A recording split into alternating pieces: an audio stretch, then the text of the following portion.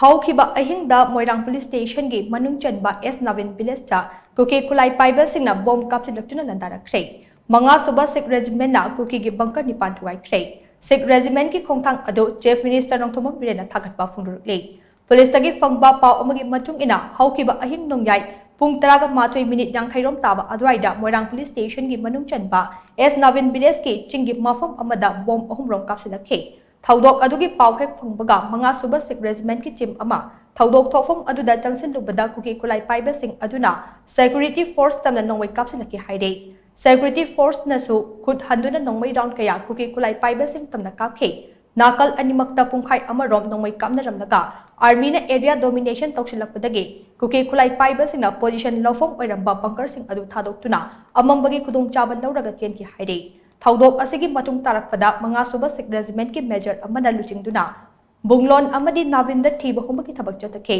maduda Kuki khutlai paiba singna sizindaramba bunker nipan Sikh Regiment na Thugaikhre haina pau asina makhat chare.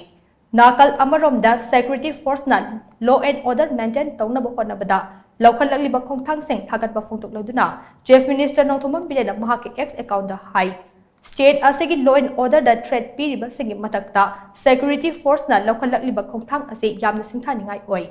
Lamdam asida tangdun laitaba hanjinlaknaba honabada army amati BSF na paikhalakpa thabak thoram singda cooperation PPO haina Chief Minister na appeal tarukli.